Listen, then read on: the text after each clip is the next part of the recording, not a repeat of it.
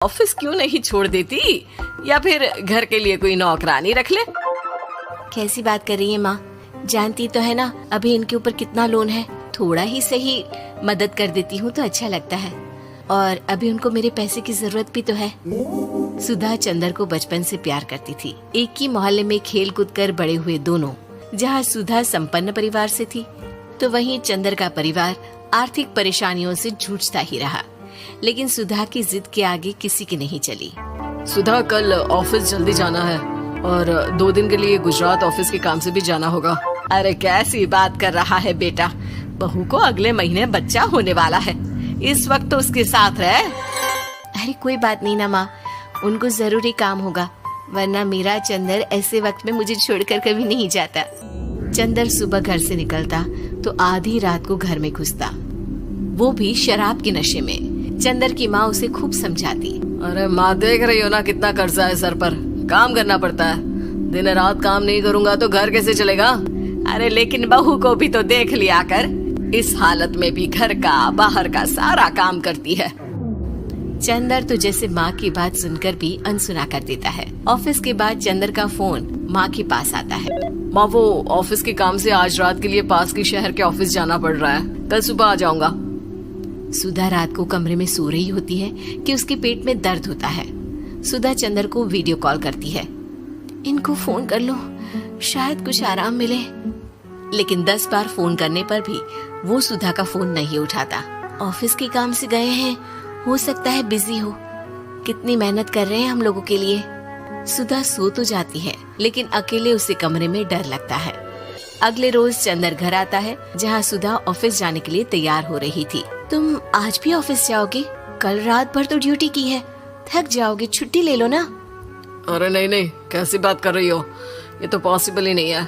अच्छा रुको, मैं जल्दी से तुम्हारा खाना और नाश्ता बना देती हूँ। बेचारी सुधा ऑफिस जाना छोड़कर लग जाती है पति के लिए खाना बनाने, उसके कपड़े प्रेस करने और जरूरत का सामान मुहैया कराने के लिए।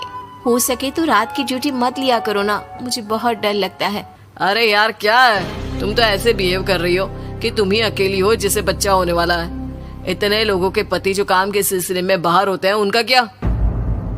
सुधा को चंदर के मुंह से ये बातें अजीब लगती है। अरे हुआ क्या है तुमको? पहले तो तुम मेरा कितना ख्याल रखते थे, मेरे पास रहते थे, मेरी दवा से लेकर खाने पीने तक का सारा ख्याल। और अब इस बार तो तुम एक दफा भी मेरे साथ डॉक्टर के पास नहीं आए, क्यों? अरे पागल हो गई हो क्या? पागल वाली बात कर रही हो। काम धंधा देखो या फिर तुम्हें लेकर टहलता फिरो। और मुझे शुक्रवार की रात को काम से निकलना है, सोमवार आऊंगा। सुधा को समझ में नहीं आता कि क्यों अचानक से चंदर को फील्ड का काम मिल गया है। लेकिन एक दिन, सुधा, मैं और चंदर जरा एक रिश्तेदार के घर जा रहे हैं, तुम भी तैयार हो जाओ, घर में अकेली कैसी रहोगी। अरे नहीं नहीं, इस हालत में इसे लेकर जाना ठीक नहीं है। अरे लेकिन मैं ऑफिस भी तो जाती हूँ, फिर घर में अकेले। चंदर उसकी कोई बात नहीं सुनता। वो सीधा कार निकालकर माँ को लेकर चला जाता है। सुधा घर के काम में लग जाती है कि अचानक उसकी नजर चंदर के बैग पर पड़ती है, जिसमें एक कागज दिखाई देता है। इनकी कागज भी ना इधर उधर फैले होते हैं, एक भी खो जाएगा तो बवाल करेंगे। लेकिन जैसे ही सुधा वो कागज खोलकर देखती है तो वो सदमे में आ जाती है। दरअसल वो कागज नहीं, बल्कि चंदर और उसके ऑफिस में काम करने वाली लड़की चांदनी की गोवा की टिकट होती है। सुधा चंदर के बैग को खोलकर देखती है तो उसे होटल के बिल से लेकर महंगे गिफ्ट्स और दूसरे शहरों के टिकट मिलते हैं। सुधा को समझते देर नहीं लगती कि उसका पति किसी और लड़की के साथ है। चंदर के आने पर सुधा उससे बात करती है। अरे नहीं नहीं, ऐसा कुछ नहीं है, तुमको गलत फहमी हो गई है। लेकिन जब सुधा के सवाल तीखे हो जाते हैं तो चंदर को अपनी गलती माननी पड़ती है और वो सुधा से माफी मांग लेता है। सुधा फैसला कर लेती है कि वो चंदर को छोड़ देगी। बच्चे और सामान को लेकर वो घर से निकल ही रही होती है कि सास उसे रोकती है। कहाँ जाएगी बेटा, रुक जा। चंदर को सुधा का जाना खल नहीं रहा था। वो झूठे मुंह भी उसे रोकने की कोशिश ही नहीं कर रहा था। सुधा चंदर को देखती है और मायके चली जाती है। मायके में माँ कहती है, अरे आज से कैसे घर छोड़कर आ गई? कौन सा चंदर तुझे छोड़ रहा था? माफी तो मांग ली थी ना। देखो बेटा, बेटी डोली में जाती है और अर्थी में ही निकलती है। पर पापा, मेरा आत्मसम्मान, उसका क्या? आपने मुझे पढ़ाया लिखाया है, इस लायक बनाया कि मैं खुद का खर्चा उठा सकूं, बेटी को पढ़ा सकूं, एक अच्छा जीवन पाऊं। अरे लेकिन पति की जरूरत तो होती है ना सुधा दीदी, और अगर आपको नहीं है तो इस बच्ची का सोचो जो अपने पिता से इस कदर जुड़ी है। आने वाले बच्चे की सोचो जिसके आने से पहले ही आपने पिता का प्यार से दूर करने की सोच ली। सुधा फोन देखती है लेकिन चंदर का कोई कॉल नहीं होता।